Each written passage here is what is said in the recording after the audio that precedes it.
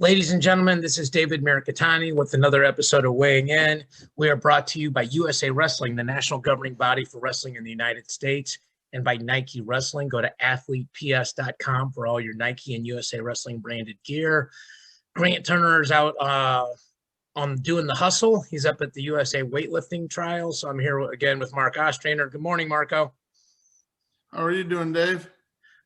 Good. Let me start out. It was my dad's birthday yesterday. We had him on Matt Chat, episode 100. Obviously, I love him. He's a dear friend of yours. So shout out to my pops. Happy 78th birthday. It's disgusting. The guy looks younger than me. Happy birthday, Ron. So anyway, it's always interesting. You think about, I'm a chronic worrier. What are we going to talk about? I thought all we were going to talk about was NIL this week, and we will, and probably more next week. But there are some things that happened this week. Let's start out at Stanford. Enoch Francois and Vincenzo Joseph are named to the coaching staff there. I'll let you go first. Surprised, not surprised? What do you think? Not so much surprised. I think Vincenzo's going to be a really good partner in the room working with the kids with technique. And obviously, he fits in a weight right in there where they're really strong. So that's going to be interesting to see how those guys develop in the next year or so. And then Francois, I really don't know a lot about him, except that I know he had a lot of connections with the new head coach at Stanford. So, a good fit for him. Yeah, I was not at all surprised about Chenzo. You and me had heard rumblings. I think most of us are kind of dialed in, at least, at some level had heard that. The Francois one was a little surprising to me, certainly deserved, but just surprising. I would agree with what you're saying about Chenzo, and obviously the most obvious workout partner is Shane Griffith, right? Yep. And, Griffith is staying, which is no shock. I think most of those kids are staying. And it looks like all the Cornell kids are staying at Cornell. There's like one kid that transferred out, but I don't think he was, or not transferred out, but is in the portal. But not, any major changes. I think that's a credit to Mike Gray to, how much he was really involved in the program. Like, people can say they're important, and then you see how important they are, because one of my favorite sayings is people vote with their feet, right? You can say one thing, but it's what you do is ultimately how you feel about stuff. So, we'll reiterate this. Stanford keeping wrestling there's 100 reasons why it's good. It's good for the conference. It's good for wrestling. It's good for smart kids having a place to go to school and get an education, that's kind of one we haven't talked about a lot, right? Like if you're really smart and want to go, there's one more really good opportunity. I mean, I'm sure there are a ton of schools that would point to how elite they are. A lot of these schools have honors colleges, but where the admission standards are really hard to get in. Like I was a kid that had a 30 on my ACT. I graduated in the top 1% of my class. Like I actually got accepted into Northwestern and University of Pennsylvania for the work, eventually to try to get in the Wharton School of Business. My parents were in that sweet spot where they made enough money to not be considered broke and not make enough money to afford the University of Pennsylvania. But those schools, those are door openers for you economically, and all the Ivy Leagues, those kind of things. So Stanford being on the wrestling horizon is good. And Chris Chianuma was on my podcast this last week from Cal Poly, and we just talked about how many good kids there are in California to recruit. So just, if Stanford can find some smart kids in California, they're probably going to do pretty well.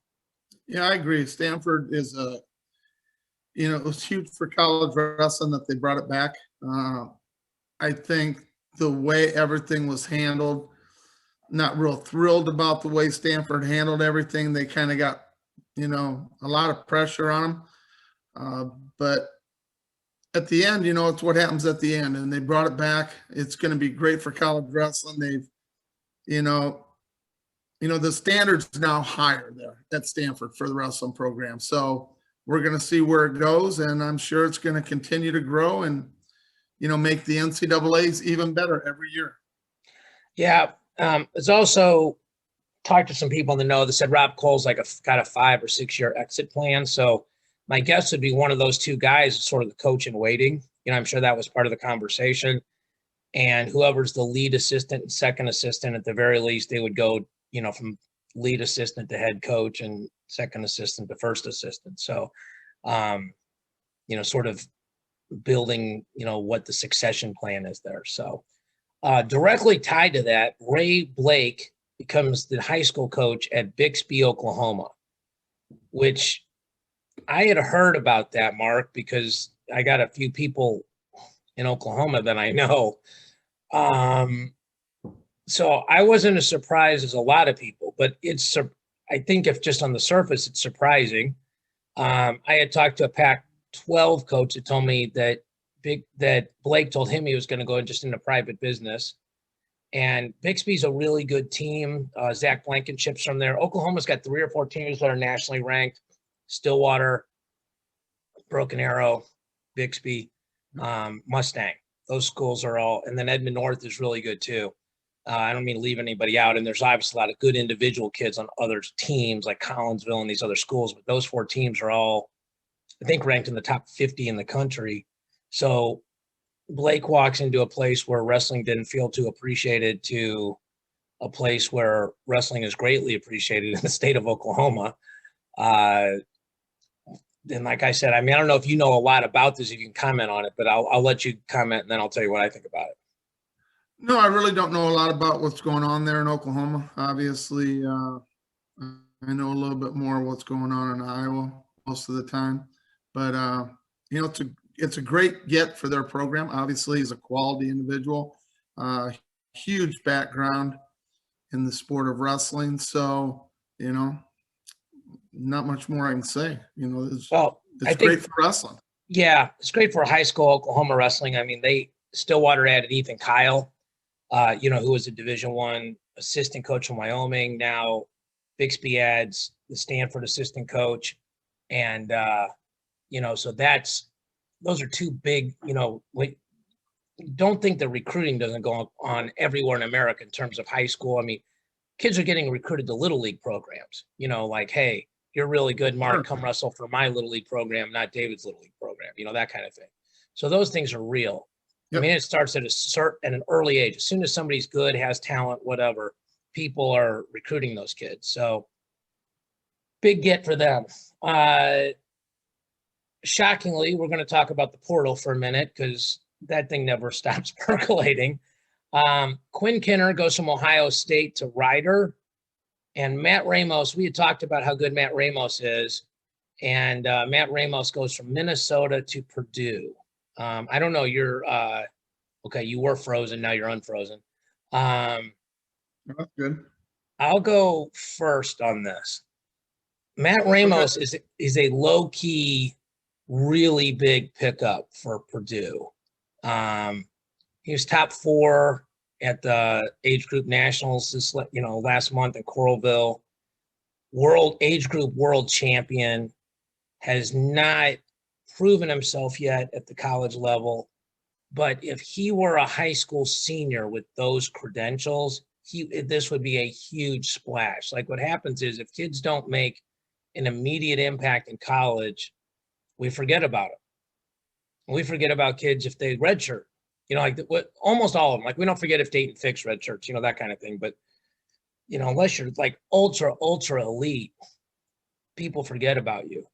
And we're all prisoners of the moment to a certain extent. But this is big, I think. 125 is loaded. You and I have talked about it. Everybody's back. You add in Vito or Greg D. You add in Patrick Glory. So I'm certainly not crazy to say this kid's going to just walk in an All-American. But he's going to qualify for sure. That helps Purdue a lot. They had a good 25-pounder last year, but obviously he's moving on. And then it also helps them in that he's the kind of kid that has gone deep in big tournaments. And you got to be able to do that. Plain and simple. So Kinner to Ryder. I think what the portal does is it's much more likely the best 33 kids in the country are actually wrestling in the tournament.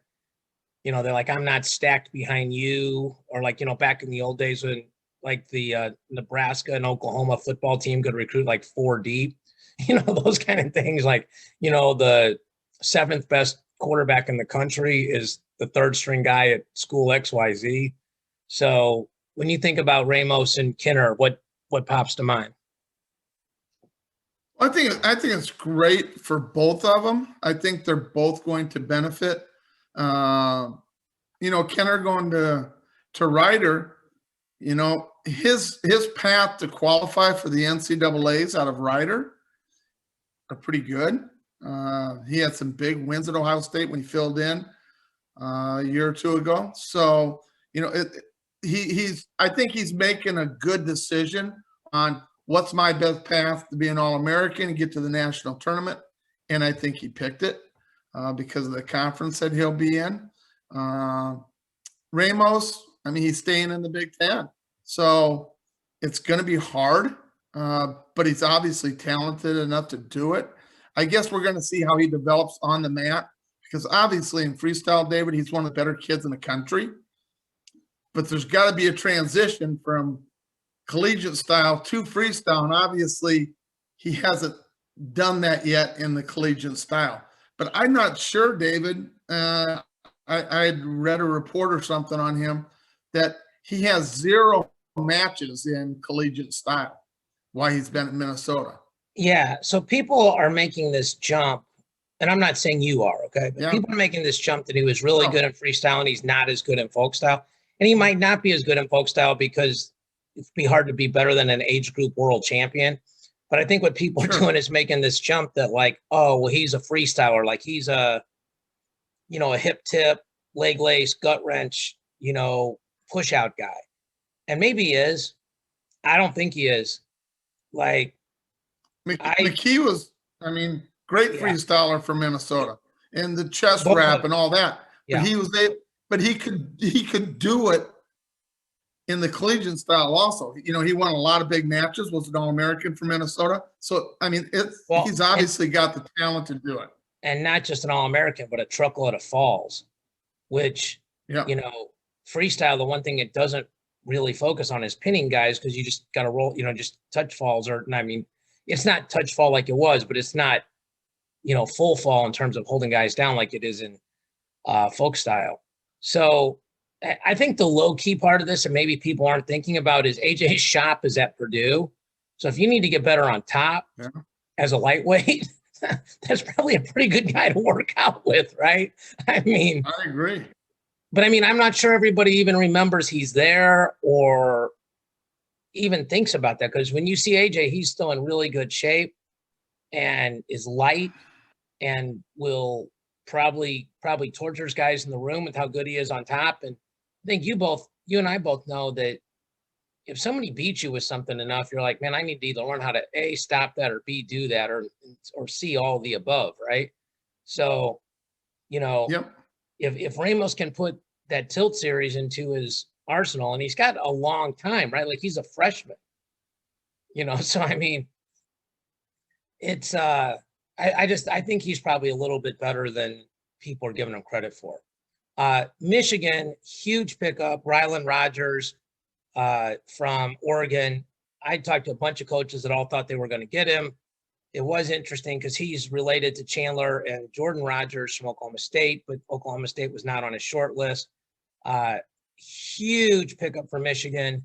This kid can really wrestle, top overall guy in the country. I don't know if you're still there. It looks like you're frozen again, Marco. So if you can move, or hopefully your Wi-Fi is working, or I'm going to be doing this solo. So, all right, looks like you're back. Yeah, I think I lost you for a second, David. Sorry. It's okay. We're gonna have to talk to your router on doing better for next week. Yeah. But anyway, Rylan Rogers, huge recruit. So he steps into a situation, he's going to be a senior this year, where Miles Amin, we think, is coming back, and Patrick Bruckey, we know, is stepping in.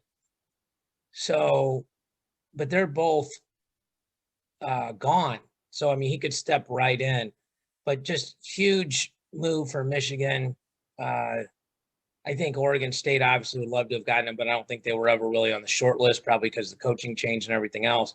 And like I was saying, he's related to Chandler and Jordan Rogers, who, they were at Oklahoma State, but Oklahoma State wasn't on the short list. Not that they need any more guys. Clearly, like they're deep as hell in almost every weight. So, what do you think Sure. about Rylan Rogers going to Michigan?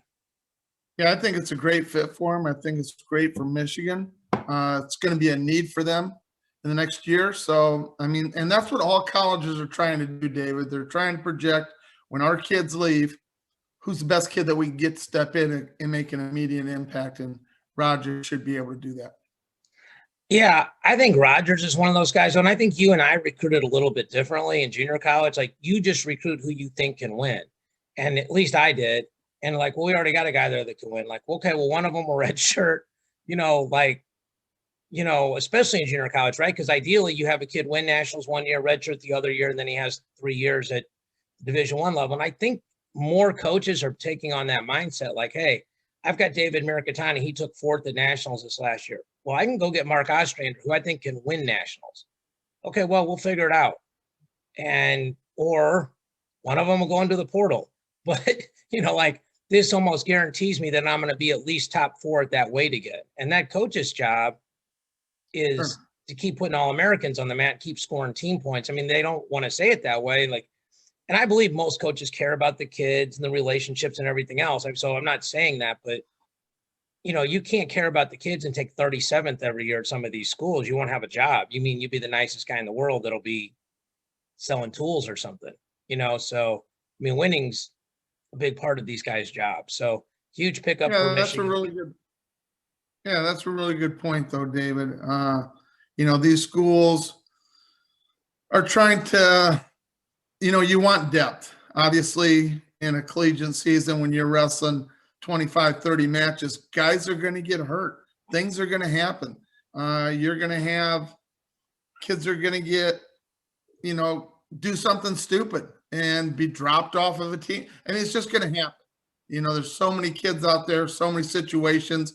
You can't prepare for all of them, but what you can do is develop a room that if you put somebody out there, they can compete. Now, they may not be competing for a national title right away, but they can compete for short term to help the team, and that's what these coaches are looking for.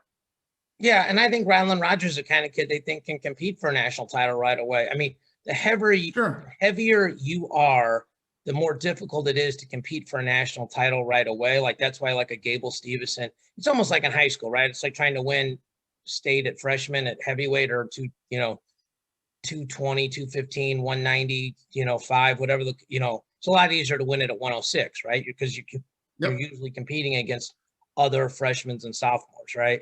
But nonetheless, these kids are doing it. You're seeing more and more young guys getting it done at an earlier and earlier age. I mean, the thought of a freshman winning nationals 20 years ago was like seeing a dodo bird. I mean, and now it's happening with increasing regularity. And we've talked about that, about the proliferance of really good club coaches, of more tournaments, of the ability for these kids to go to USA Wrestling age group tournaments and camps and world teams. I mean, there's a whole bunch of things that factor into that, but kids are getting better and better earlier and earlier. So, I mean, that's just an important thing to see. I think the other thing that I would have to guess had a huge impact on Rylan Rogers is the RTC. I mean, when you think about the Cliff Keen RTC, they got guys already in the Olympics. Like Amin is there, Deringer's there. Brucky's, I'm sure, going to stay and train there. His older brother, who wasn't as good as him, is training at New Jersey RTC. So, I mean, Michigan's got dudes in the Olympics. They were one match away from having David Habit in the Olympics, too. Stevan is in the Olympics. So, I mean, like, they've got guys. Yes. Seeded number 1 at the Olympics. He's the number 1 seed. He's the number 1. So, I mean, he's not the favorite, but he's the number 1 seed. Yeah. No, but he's the number 1 seed. So, he's training at Michigan. So, outstanding. Why wouldn't you think that that's a place I can grow and become a world Olympic champion? Right. And I think the Rylan Rogerses of the world are the guys that those are their long-term goals, right? It isn't just, I want to win a national title. It isn't, I just want to get a good education. So you're frozen again. We got to figure out what's going on with your router, especially for next week. So the next thing is Nick Wisdowski signs with Spartan Combat. So I actually sent a message to Nick Garone and congratulated him on that. So the really interesting thing about Gwiz to me is this. It feels like there's a significant gap between Gable and Gwiz, right? Like I have a hard time seeing Gwiz beating Gable now, but I also don't know how long Gable's going to be around, right? Like, I mean, that's sort of, I would call it the $64,000 question, but that's probably not the correct price tag on it, right? Like, I mean, that's the old school way to say it for, people back in the day that know that reference, but, obviously a lot of it probably has to do with how he does in the Olympics, right? Like if he were to win an Olympic gold medal, I think he's gone. I mean, Okay. because I hope that's not the case, David. right, for sure. But let me I finish. I hope he wins the Olympic. Yeah, let me finish what I'm saying. I'll let you jump in. Yeah. So Okay. I think if he wins, he's gone, goes to the WWE, his stock will never be higher. I mean, the amount of publicity you get from being in the Olympics, and if, a gazillion people watch him win the Olympic Games, and there's no better time to start jumping off turnbuckles.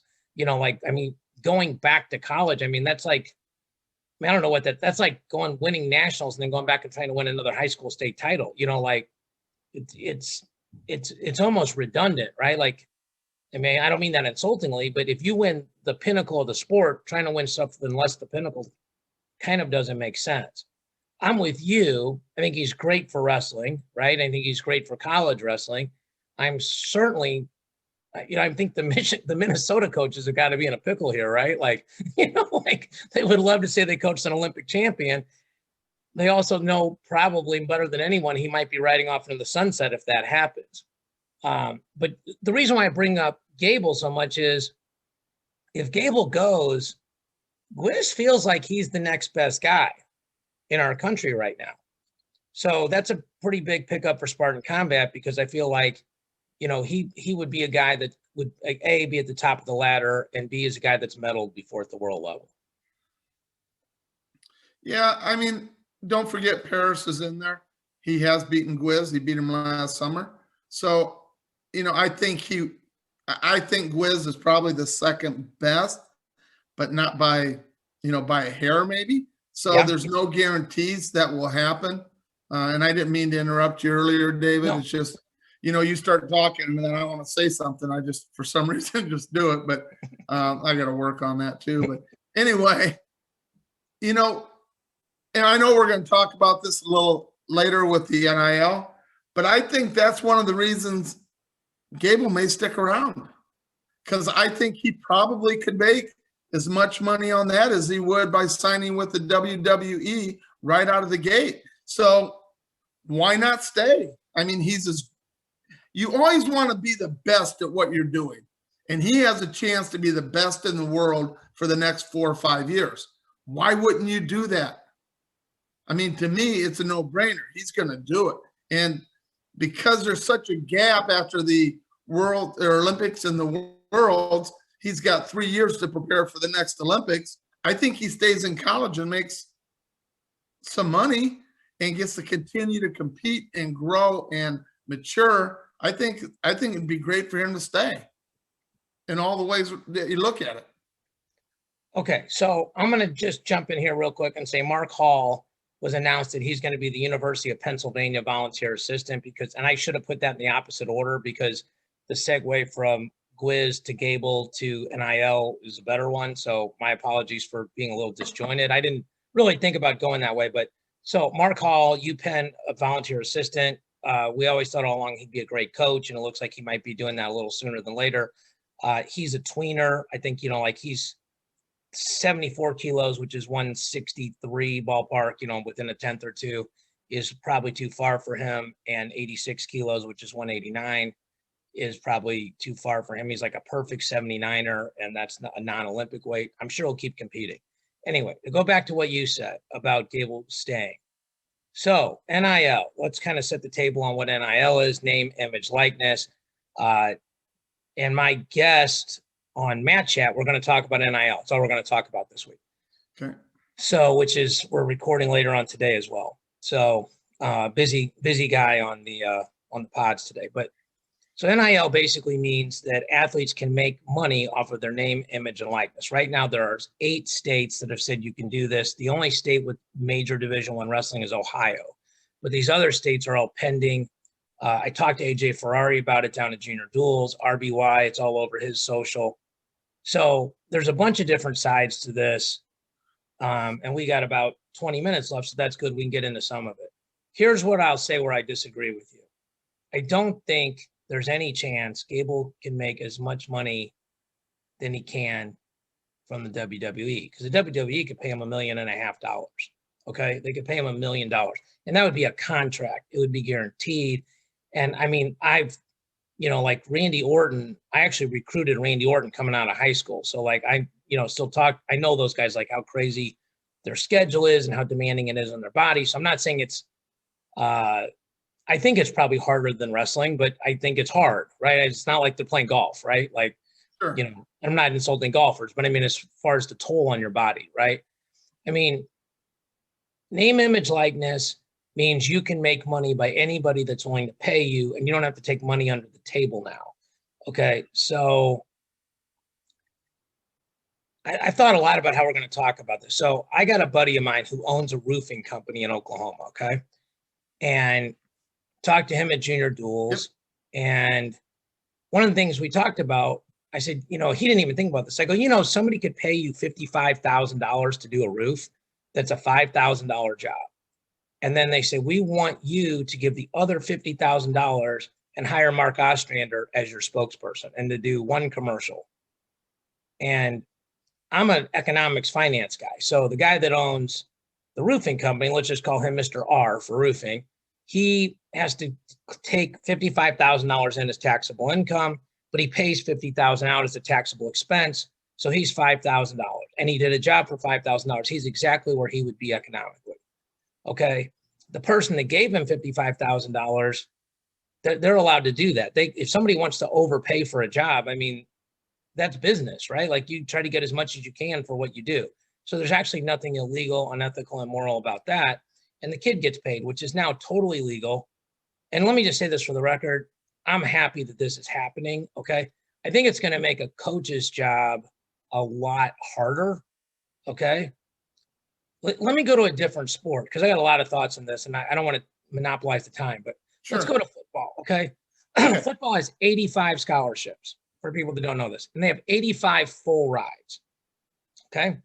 Wrestling has 9.9 scholarships if you're fully funded at the Division I level, and most schools are required to carry a roster of at least 30, okay? Sure. So just kind of setting the table. I know you know this, but just for some people that may not dig into this part of wrestling, okay? So you're a head coach at football, you're supposed to get the 85 best guys. You're a head coach at wrestling, you're supposed to get 30 guys on essentially each of them getting a third of a scholarship, or 33 guys, each of them getting 3/10 of a scholarship. Now, what wrestling coaches do is this. They work off of the out-of-state cost versus the in-state cost. They save money by putting kids in houses that families own instead of dorms. They save money by putting kids at the training table instead of paying for the meal plan. They save money by kids getting ACT or SAT scores that gets out-of-state tuition waived. They look for minority scholarships. They look for extracurricular scholarships. They look for academic scholarships. They look for, and then they piece the rest together. At least the smart guys do.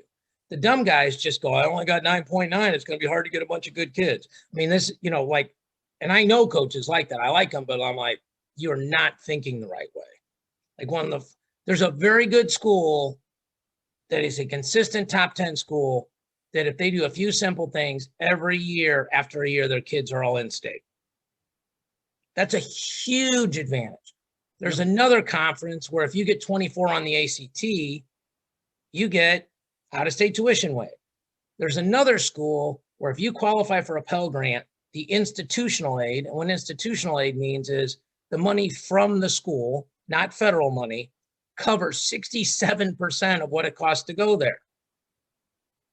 This school is really good at having super large recruiting classes because, like, say it costs $45,000 to go there, the kid gets 30 for free. They give him a loan for 14. They give him $1,000 so he's on scholarship and he counts towards their APR. You can sign 1 million guys at $1,000 a year. You know what I mean?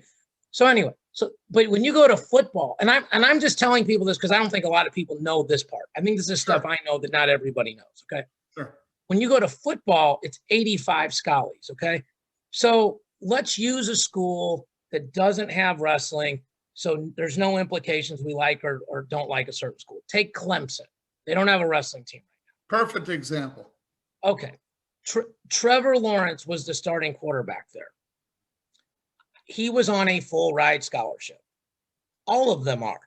The backup kicker for $10,000, I'll bet you couldn't name him, is on the same scholarship as Trevor Lawrence. Okay. In terms of equity, that's not fair, right?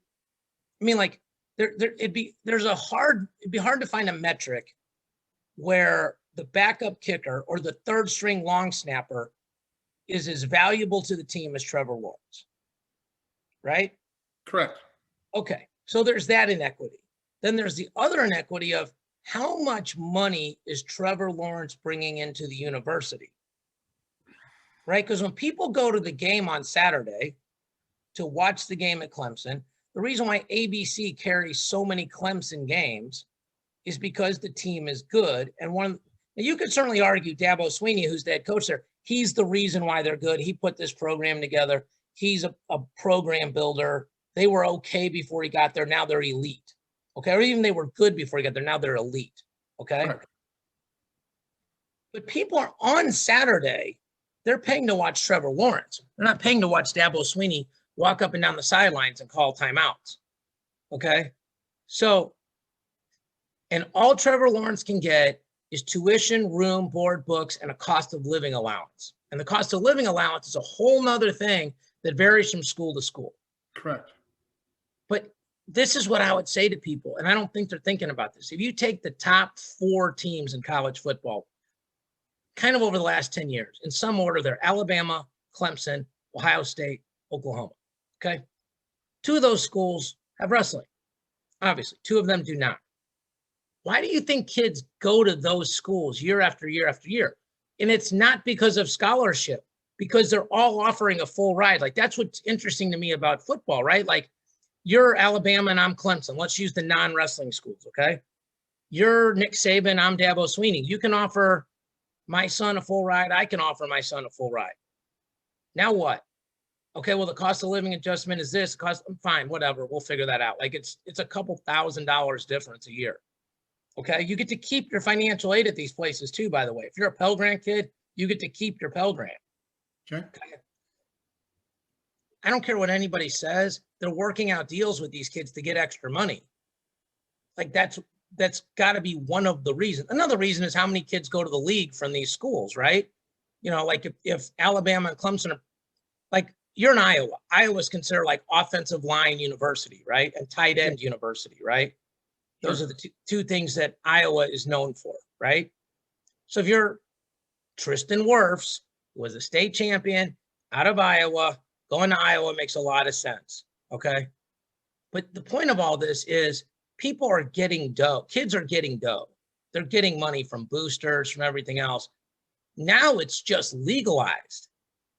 Now, what the rules say are this, that the school or a booster cannot connect the athlete with a potential, I don't know if you want to call him a sponsor, let's call him a business partner, right? Yep. So you're hypothetically an alum of the University of Iowa, okay? So you, I don't want to use any wrestling school because I don't want this to sound badly on the air. You're an alum of the University of Alabama, okay? So you, Nick Saban, and any of his coaching staff cannot tell me who to contact about why they want to sponsor me. I'm this hypothetical 5-star quarterback recruit, okay? Which is a huge stretch. We'll just say that, okay? 5'6", left-handed, dislocated elbow, but I got all of them. I can read a defense really quickly, okay? You're not supposed to be able to connect me, right? That's literally in these rulings. But A, who's going to know what you say to me at practice?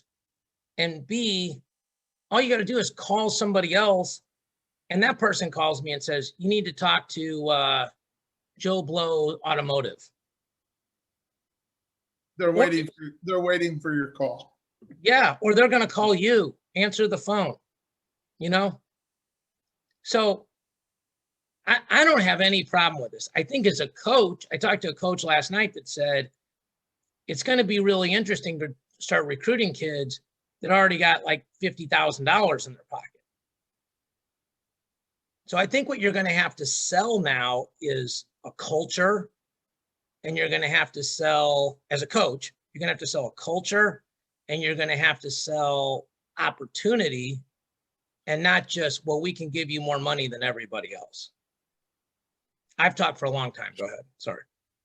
Yeah, but you made some really good points, David. Let's kind of go back to where we started with Clemson and Trevor Lawrence. I've read some articles on this. They are saying that if this would have happened a few years ago, this NIL, that Trevor Lawrence, by the time he had finished his schooling, had 800,000 people following him on Instagram. And I really think social media, the Instagram, TikTok, those things are going to be probably the most used avenues for these kids to make a lot of money. So what they're saying is Trevor Lawrence had 800,000 fans or people following him on Instagram. He does a commercial spot on Instagram with 800,000 followers. He makes average of $15,000 for one spot. He does 100 of those throughout the week, which he could do because they only take a minute to do. 100 in a week? Yeah, they take a minute to do. These guys are going to, David, here's what's going to happen. These guys are going to get so involved with the money part of it. And you can understand why, because very few of them are going to make the big money, but there are going to be some that do. There's recruits right now in Iowa in high school, big time football players, 5-star coming out in the next 2 years. Just read another article on that. They've already done some visits to some of these big schools. One of them was Ohio State.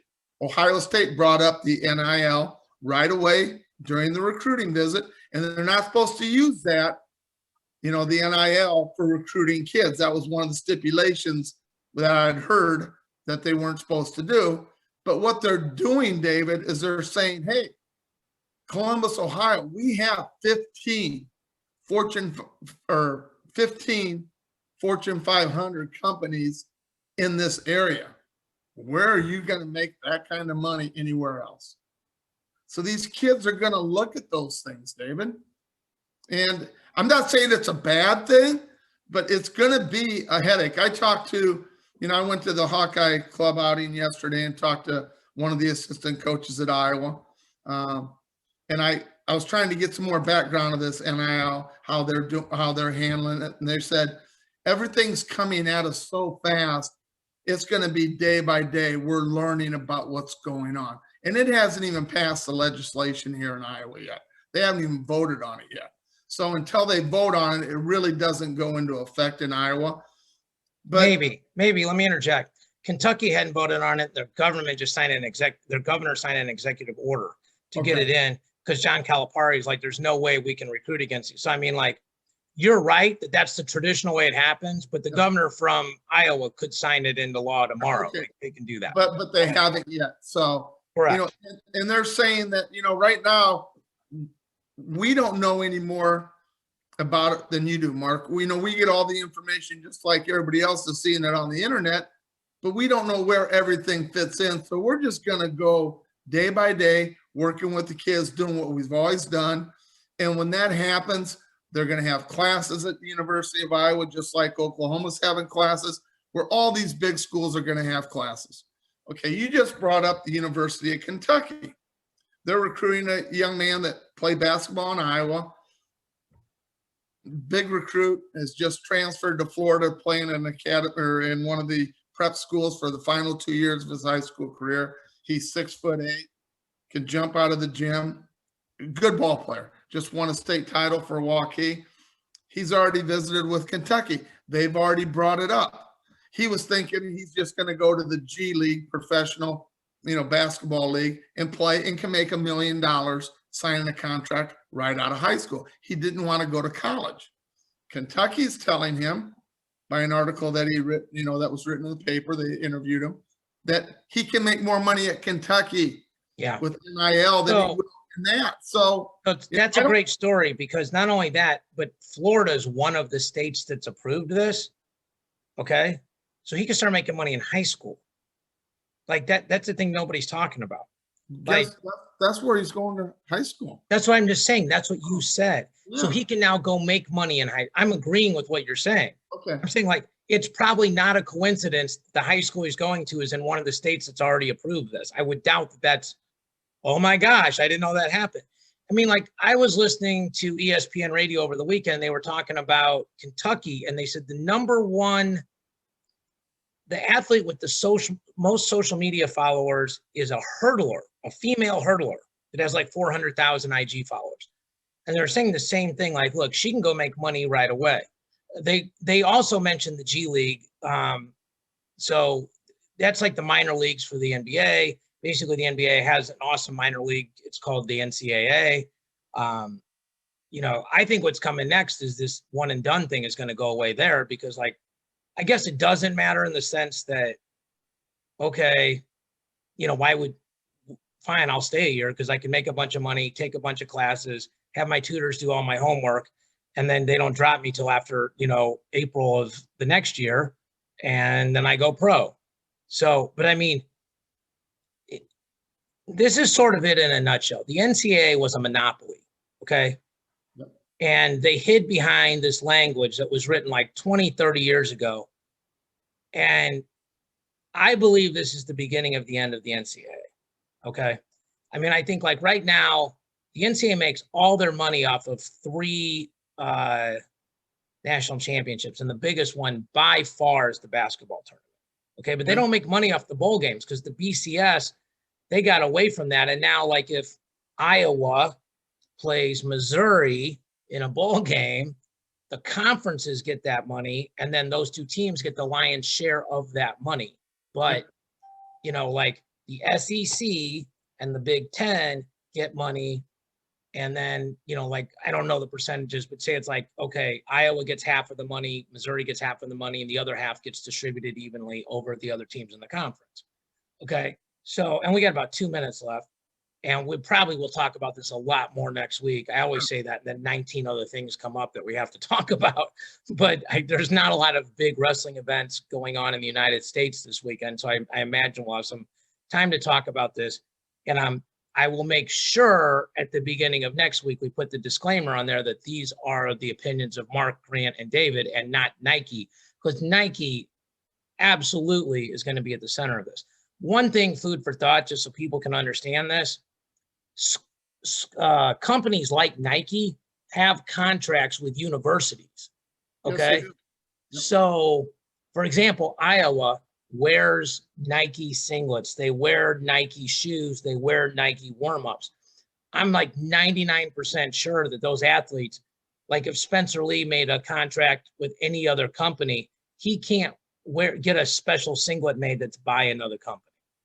So we got like 1 minute left, so I apologize for monopolizing the last 90 seconds. But those are things we'll talk about more next week. We'll probably get Grant's input on that. I figured this was a more than 20-minute conversation. Like, we've just. No, this is probably 2 podcasts, 2 more podcast conversation, and we're still not going to hit all the bullet points. Yeah. So for everybody that watches and listens, for Grant Turner, for Mark Ostrander, I'm David Mirikitani. We appreciate you guys. If you have any thoughts on NIL, hit us up, hit me up on social, call Mark on his home phone because he doesn't have social. And we'll speak to y'all next week.